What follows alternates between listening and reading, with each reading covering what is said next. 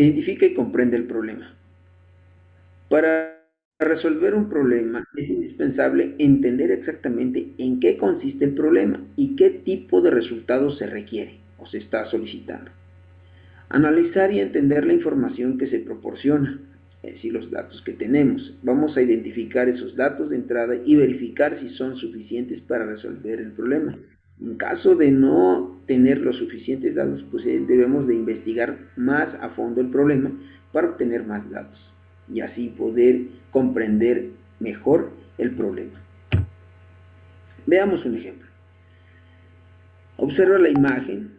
Es una persona disfrutando de una botana viendo la tele, pero está en una situación de conflicto.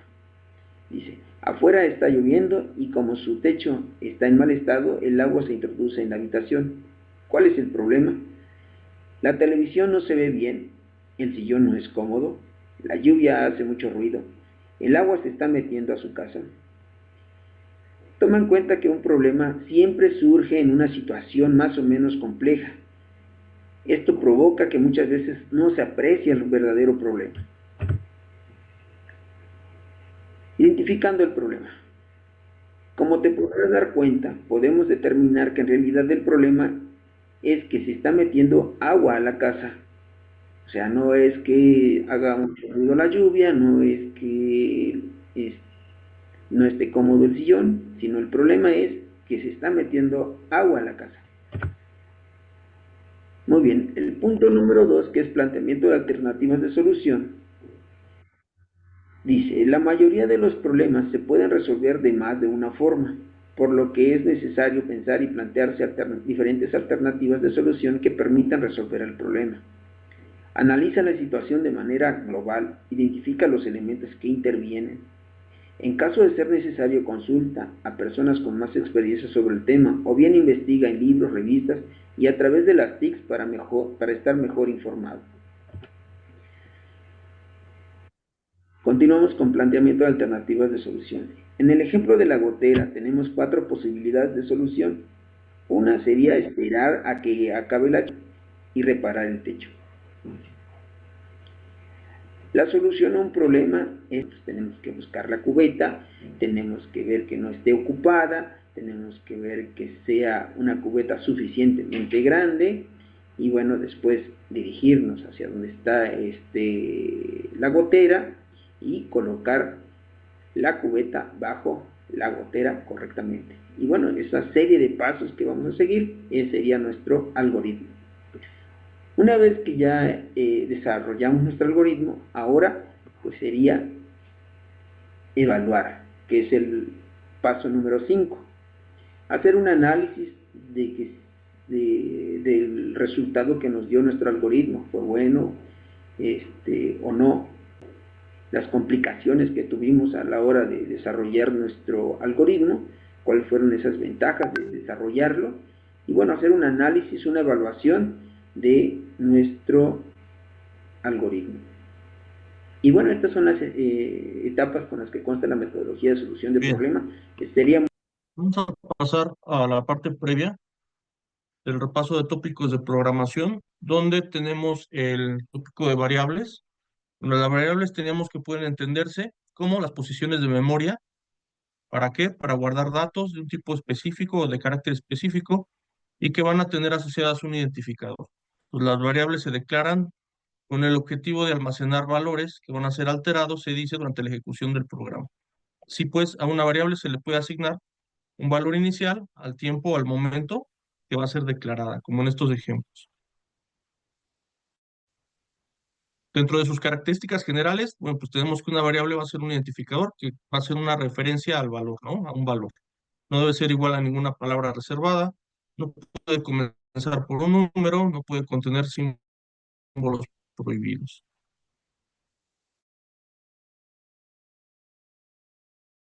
Dentro de su clasificación, tenemos que se pueden globales,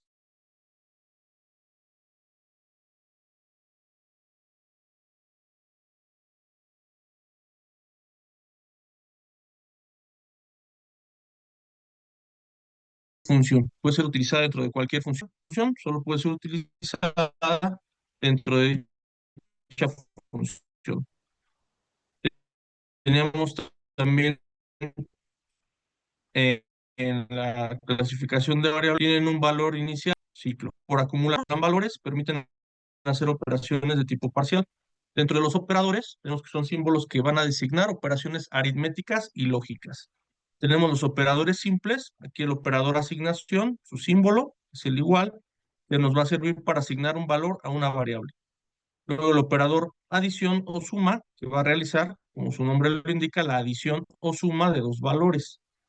Luego el operador sustracción o resta, como su nombre lo indica, va a realizar la sustracción de dos valores. Dice, también se utiliza para cambiar el signo de un valor. Luego tenemos el operador producto, donde está ese símbolo del asterisco, perdón, que dice multiplica dos valores. Tenemos también el operador división, que va a dividir dos valores. Luego el operador módulo, con ese símbolo del tanto por ciento que todos conocemos, que dice devuelve el resto del cociente entre dos valores enteros, solo se utiliza con datos de tipo entero. Luego en esta diapositiva podemos observar en el tema de operadores los operadores relacionales, que todos conocemos ese símbolo, el mayor que, también tenemos también el menor que, mayor o igual que, menor igual que, igual, distinto, ahí están sus símbolos. Y del lado derecho tenemos los operadores lógicos AND, OR y NOT, como las compuertas lógicas.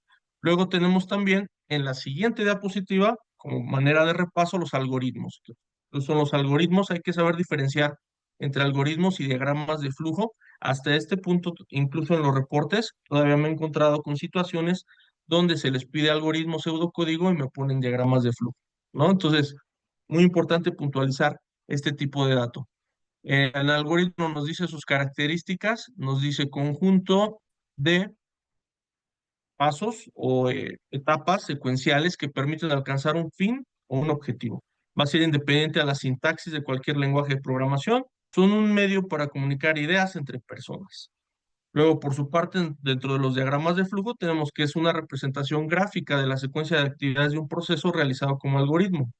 Representa también en símbolos cada paso de un algoritmo. Cada símbolo es conectado por medio de flechas o conectores. Dentro de los conceptos básicos, entonces tenemos la metodología a seguir para resolver un problema que vimos en el video previo. Dice, mediante el uso de algoritmos se puede escribir de la siguiente forma. Se establece el problema, este se analiza, nos dice qué se necesita, qué se desea obtener, información, diseño del algoritmo y por último la codificación. Nos dice también en la siguiente diapositiva, un algoritmo puede representar el pseudocódigo. Ahí está, el cual se debe como, bueno, sabemos que pseudo significa falso o imitación, y el código es una serie de instrucciones escritas utilizando el lenguaje natural. Características principales de los pseudocódigos. Se escriben en lenguaje natural, utiliza instrucciones estandarizadas en los lenguajes de programación, es un mix de lenguaje natural y términos utilizados en los lenguajes de programación. No hay notación estándar para los pseudocódigos. Algunas veces es más práctico que los diagramas de flujo.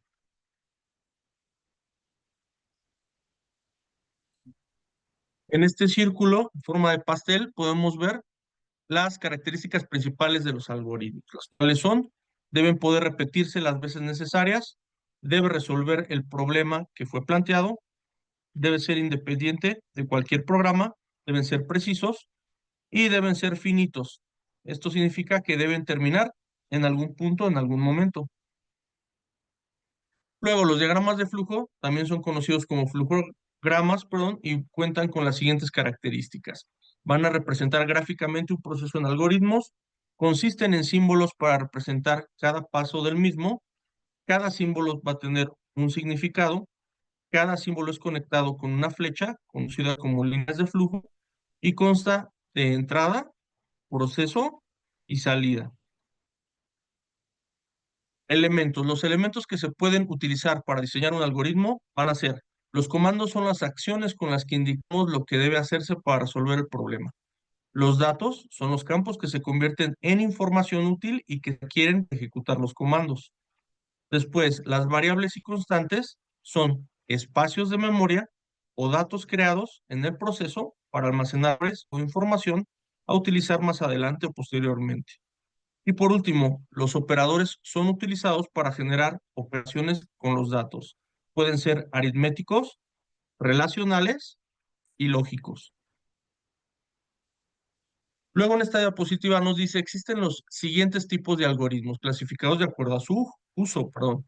Computacionales, desarrollados para ser procesados por una computadora. No computacionales, desarrollados para resolver un problema en general. Cualitativos, en su desarrollo van a depender mucho las secuencias lógicas o formales. Y cuantitativos, en su desarrollo va a depender mucho de cálculos matemáticos para la resolución. Aquí tenemos un ejemplo somero, ejemplo del uso de un algoritmo para resolver un problema de la vida cotidiana o la vida diaria. Aquí en esta diapositiva nos dice los diagramas de flujo constan de varios elementos. Entre los principales están los siguientes. En la columna de izquierda a derecha, en la primera tenemos los símbolos, después tenemos nombre y en la columna de la derecha tenemos la función. Entonces en la primera fila tenemos el símbolo que indica inicio o fin, indica el inicio o final del proceso. Siguiente, segunda fila, tenemos la línea de flujo que va a conectar un proceso con otro e indica la secuencia a seguir. Tercera fila, tenemos el símbolo de entrada y salida, que nos va a indicar la entrada de datos para ser procesados y la impresión de datos de salida. Cuarta fila, tenemos el proceso, que nos va a indicar que se ejecuta un proceso o también una operación. Quinta fila, tenemos la decisión, el rombo. Indica que se debe analizar una situación y decidir entre dos opciones. Y última fila, pues tenemos el conector que va a indicar que el diagrama va a continuar donde se encuentre otro símbolo igual al mismo. Igual, el siguiente es un ejemplo de un diagrama de flujo somero de nuestra cotidianidad.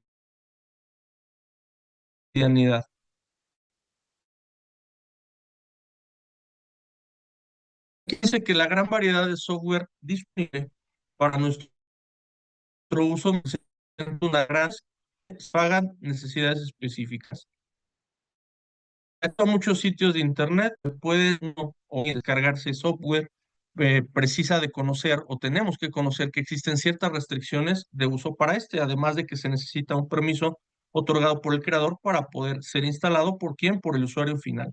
Este permiso es conocido como licencia y es la forma en que la empresa o el usuario final, o sea, la persona que desarrolla el producto, tenga una retribución a su esfuerzo. Por otro lado, existen, perdón, no el usuario final, sino la persona que desarrolla el producto. Después nos dice, por otro lado, existe software que está disponible en todo momento y sin restricción alguna, conocido como software libre, y es presentado por su creador para su uso sin restricción y sin considerar pago alguno por el uso de este. Aquí en este tema, en este tenor, tenemos el uso de software libre y comercial, nos dice de forma responsable. Entonces tenemos la diferencia. Dentro del software libre es aquel que una vez que se ha obtenido puede ser utilizado, copiado, redistribuido de forma libre. Se encuentra disponible en Internet. Aparte, el software comercial es aquel que requiere de un pago, la empresa que lo desarrolló, cuando se descarga, utiliza o se busca soporte de este. Todos conocemos ejemplos como la paquetería Office o los antivirus. Luego en esta diapositiva continuamos con el uso de software libre y comercial de forma responsable. Nos dice un concepto a tener muy en cuenta es el llamado software de código abierto, que a diferencia del código libre y del código comercial, este le da a los usuarios la libertad de ejecutar, distribuir, copiar, modificar y también mejorarlo. Dentro de las diferencias entre el software libre y el comercial, tenemos por su parte el comercial, requiere de licencia de uso, la cual está limitada por usuario y tiene costo. El desarrollo y actualizaciones del software solo puede hacerlo la empresa que lo creó. Tiende a ser muy cerrado en cuanto a los avances del producto y obliga al usuario a realizar actualizaciones sin necesidad. Por su parte, el software libre tiene licencia que no limita la cantidad de usuarios, puede participar en el desarrollo de este software cualquier persona que lo requiera, las actualizaciones son constantes y se encuentran en Internet y el usuario no está obligado a realizar las actualizaciones del producto. Dentro de las ventajas y desventajas del software comercial tenemos, por ventajas, facilidad para adquirirlo, soporte especializado y garantizado, desarrollado, perdón, por especialistas, interfaces gráficas mejor diseñadas. Y como desventajas tenemos que no es posible copiarlo, no es posible modificarlo tiene restricciones de uso y no es posible redistribuirlo. Luego tenemos ventajas y desventajas del software libre. Dentro de las ventajas tenemos el bajo costo de adquisición, que es compatible con casi cualquier software. Muchos voluntarios colaboran con las mejoras o las mejores prácticas del software, no dependen de un proveedor y se adapta muy fácilmente. Y por su parte, las desventajas nos dice requiere de mayor esfuerzo para entender su uso. No tienen garantía por parte del autor, las configuraciones al hardware no son intuitivas, a veces el usuario debe tener conocimientos de programación. Si se presentan errores, no hay soporte directo del autor. Ejemplos de software libre, tenemos el Linux Ubuntu, donde nos dice los sistemas operativos de software libre están incrementando su demanda y un ejemplo claro de esto es Ubuntu, basado en Linux y con interfaz similar a Windows.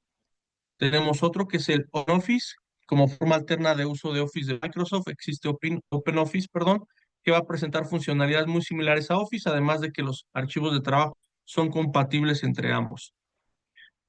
Luego tenemos el GIMP, que es el software utilizado para realizar tareas como retoque de fotos, edición de imágenes, puede ser utilizado para hacer estas funcionalidades. Estamos viendo nada más ejemplos de este tipo de software, el Mozilla Firefox, que todos los conocemos, este navegador. Y bueno, con respecto a las descargas, nos dice día a día nos vemos expuestos a problemas de malware o virus, por lo que debemos ser muy cuidadosos al descargar cualquier tipo de software. Y aquí hay algunas recomendaciones: descargar de sitios oficiales, analizar a detalle la página web de descarga, tener instalado y activado un antivirus, tener nuestro sistema operativo actualizado y estudiar conscientemente las condiciones de instalación. Luego se muestra una lista de sitios para descargar software libre de forma segura. Y bueno, solo son algunos. Luego, manejo de software. Nos dice en la actualidad, para la elección de diagramas de flujo, algoritmos y derivación de estos conocidos como pseudocódigos, es una gran cantidad de software, tanto comercial como libre, el cual podemos apoyarnos. Incluso podemos utilizar software de oficina para cubrir esta necesidad que, si bien no es un software especializado y tiene algunas restricciones, puede ayudarnos a cumplir nuestro o con nuestro objetivo. Entonces tenemos Raptor, que es un software para plataforma Microsoft. Es fácil, sencillo de manejar, desarrolla diagramas de flujo de una manera, nos dice, rápida, didáctica y visual. Dentro de sus características es que se distribuye gratuitamente y su intención es apoyar a los programadores. Su simbología es la misma que los diagramas de flujo comunes. Puede convertir el diagrama a código para probar su funcionamiento. Su entorno es muy similar a los entornos de programación. Luego solo es compatible con Windows.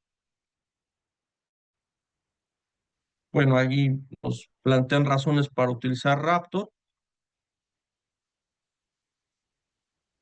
que es Visustin, que es un programa para generar diagramas de flujo para plataformas Windows. Su idioma está en español, requiere muy poco espacio en disco. Y ahí está, nos dice, tiene la capacidad de convertir código fuente en diagramas de flujo de manera automática, etcétera, etcétera. Luego tenemos el DFD, nos dice diagrama de flujo de datos, editor de diagramas de flujo utilizado para representar lo mismo gráficamente, un algoritmo, el que todos conocemos desde primer semestre, que es EPSIGN. El nombre proviene de la abreviación de pseudointérprete, software que lo utilizamos como asistente para la educación. Ahí nos dice su característica principal es que se puede usar con pseudolenguaje en español, se puede utilizar de manera sencilla, etcétera, etcétera. Bueno, aquí tenemos otro, Visio, software de la familia Microsoft que crea diagramas de flujo mediante una herramienta, etcétera. Lucidchart. Y bueno, aquí llegamos ya al tema de los entornos de desarrollo. Tenemos que un entorno de desarrollo es su aplicación que va a estar compuesta por un conjunto de herramientas que son aprovechadas por el programador. Están diseñados para proporcionar un único programa en el cual se desarrolla un sistema y que aumenta la productividad de los programadores. Nos dice proporcionando los componentes necesarios para la creación de interfaces de usuarios. Nos dice, para elegir entornos de desarrollo es muy importante definir qué lenguaje de programación se va a utilizar tanto en el frontend como en el backend. Nos dice que los entornos de desarrollo pueden trabajar como aplicaciones por sí solas o también pueden ser parte de aplicaciones ya existentes. Pueden estar enfocados a uno o varios lenguajes de programación. Sirven para editar, compilar, preparar y construir la interfaz gráfica del usuario. Luego nos dice, los entornos de desarrollo simplifican la configuración que permite volver a construir varias utilidades de desarrollo. Dentro de los componentes de los entornos de desarrollo tenemos editor de texto, compilador, el intérprete, las herramientas automatizadas o la herramienta de automatización y el depurador. El editor de texto nos dice facilita al programador la lectura del código fuente, permitiendo, por ejemplo, que el código fuente se muestre en varios colores. Esto es más amigable, facilitando la tarea de diferenciar las palabras reservadas, los comentarios, las variables, las sentencias, etcétera. Luego está, por su parte, el compilador, que es un traductor informático encargado de compilar un programa que ha sido escrito en un lenguaje de programación. Da como resultado un lenguaje máquina que puede ser entendido por el procesador. El intérprete que traduce instrucción por instrucción a medida que se procesan. Luego la herramienta de automatización, que son elementos que permiten, nos dice, varias funcionalidades que van a automatizar la construcción de aplicaciones. Por ejemplo, con la integración de framework se puede generar código fuente de manera muy simple. Luego tenemos el depurador, que es una herramienta que va a facilitar la revisión, como su nombre lo indica, la depuración del código fuente mediante el análisis de reporte de futuros errores o ineficiencias encontradas en el software.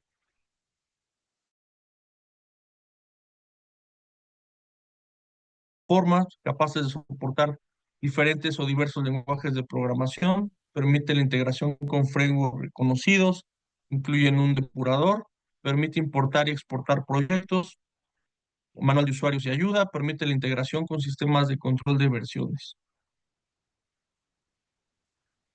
Este video ya lo vimos. Y bueno, por mi parte es todo. No sé si hay alguna duda o alguna pregunta.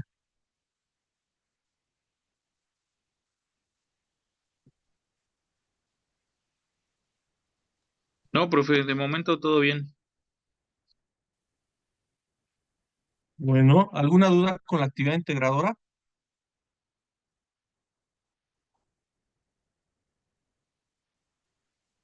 Claro, adelante. Buenas noches.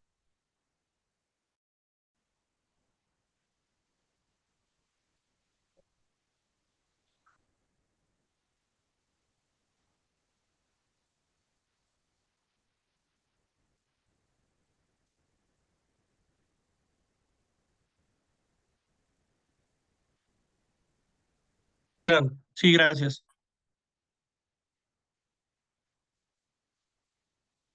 Así es. Bueno, el medio del asunto aquí es que a mí lo que me interesa, desde un principio lo comenté, es la explicación del pseudocódigo y el algoritmo, esto en un archivo, y en el otro ya viene de lleno o viene ahí tangible en la actividad integradora el informe técnico. Eh, He planteado que el tercer programa, el tercer archivo, perdón, que es el código, sea opcional, porque a mí lo que me interesa es observar, leer, revisar y checar la comprensión de lo que ustedes están planteando. Ahora bien, hay algunos de ustedes que se han acercado a escribir vía email o por mensajero de plataforma y me comentan lo que usted me informa. La situación es aquí que a mí me interesa más la comprensión, ¿no? Entonces, si usted entrega el código de programación, también está bien, lo reviso, pero em, para mí el más, ¿cómo les puedo yo decir? Lo más importante, pues, es este análisis, el análisis que tengan de su, pues sí, de su reporte, del informe técnico que ya está en la actividad integradora. No sé si con eso contesté a su pregunta.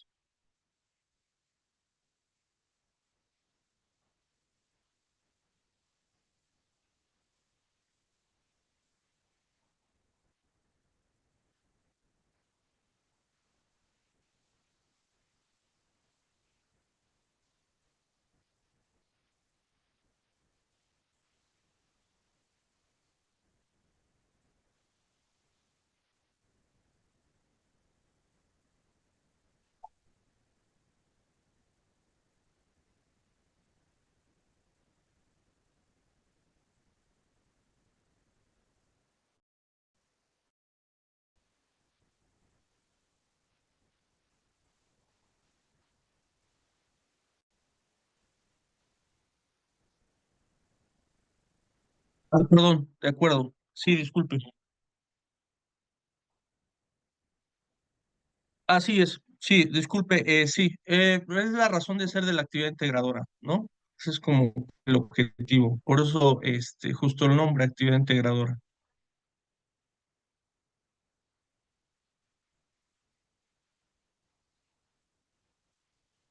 Pero recuerda que son dos archivos, nada más.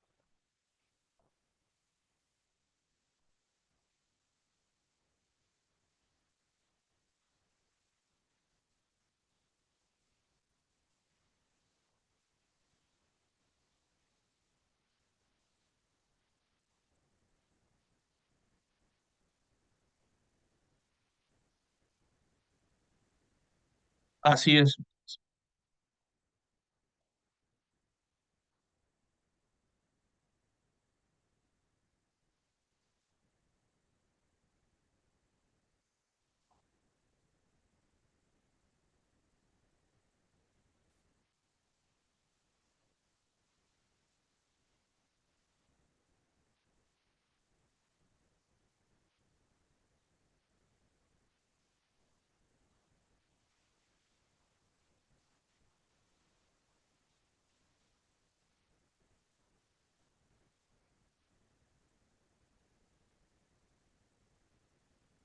correcto. Claro que sí, gracias. Sí, mire, la situación es el rediseño que les comenté del programa. De hecho, ya en el M2, si tienen oportunidad, justamente también les voy a compartir un curso para Python, pero bueno, en el M2 ya pueden descargar su archivo para que le den una revisada, su archivo del contenido nuclear, porque igual por los errores que ha habido en el rediseño, no estaba cargado, pero ya están cargados, entonces, pues para que lo descarguen y lo tomen en cuenta, y bueno, cualquier situación, pues nos pueden escribir a mi correo electrónico. No sé si hay alguna otra pregunta o alguna otra duda. Yo sí. Bueno, la Sí, explicación adelante. del código, como bien indica, es juntar todo lo que anteriormente nos pidieron en un solo documento, pero en el segundo documento que nos dice que es, ¿cómo se llama? El informe técnico, ¿ahí de qué sería Sí, ese informe técnico? Porque nos los iba solicitando conforme en el plan de trabajo, conforme el módulo. claro. Sí, bueno, ahorita no tengo acceso a la aplicación, a la plataforma, porque no les miento, han cambiado la tarea auténtica como unas 3 veces o más.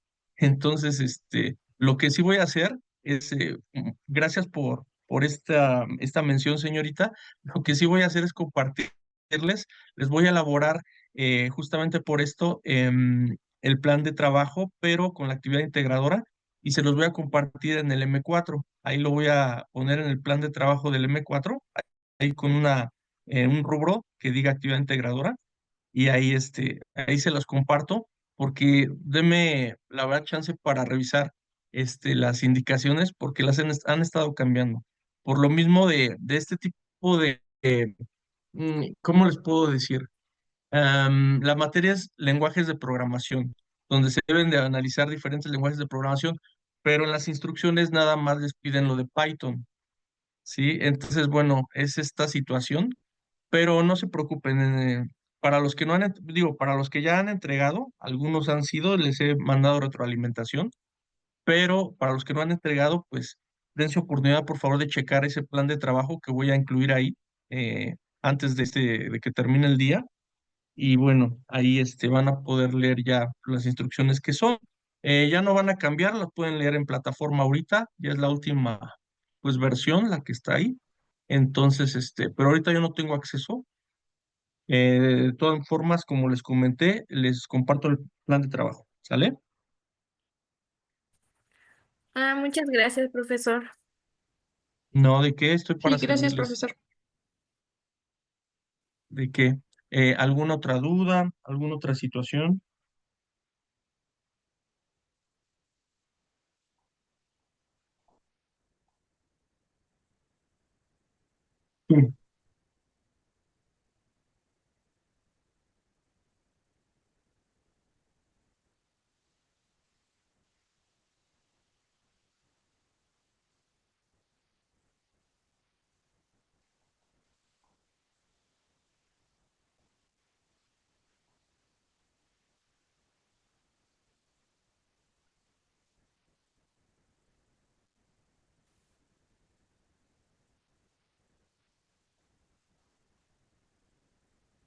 Sí, sí, claro que sí, claro, con mucho gusto. De preferencia, si me pueden escribir al email o bueno, ya en segunda instancia al mensajero de plataforma.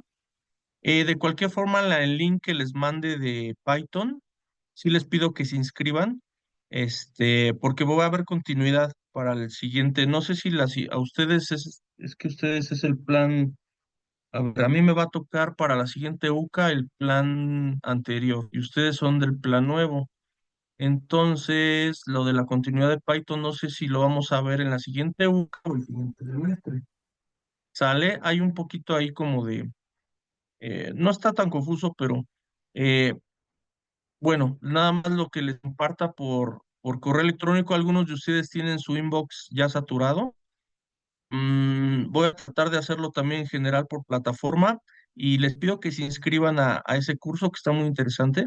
Y de cualquier forma, lo del plan de trabajo, no se preocupen, yo se los comparto a lo largo de este día, de lo que termine, por correo electrónico y también va a estar cargado en plataforma en el espacio del M4 del plan de trabajo. ¿Sale?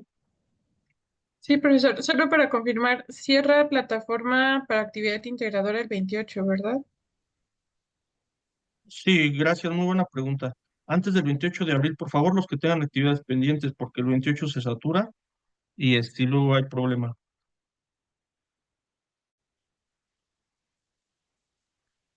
¿Alguna otra mención, sugerencia, comentario, aportación, duda?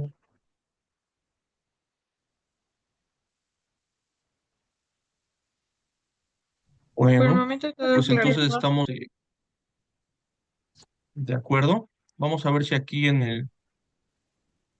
compartió Sergio. Ok. Gracias, Sergio. De acuerdo. Bueno, entonces por mi parte es todo. De todos modos estamos, pues en contacto. Cualquier situación, cualquier duda, por favor me la hacen saber. ¿Vale? Estoy para servirles.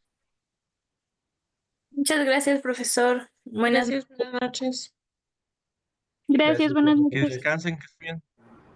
Buenas noches. Gracias, buenas Gracias, noches. buenas Hasta noches. luego, que estén muy bien. Buenas noches. Buenas noches. The recording has stopped.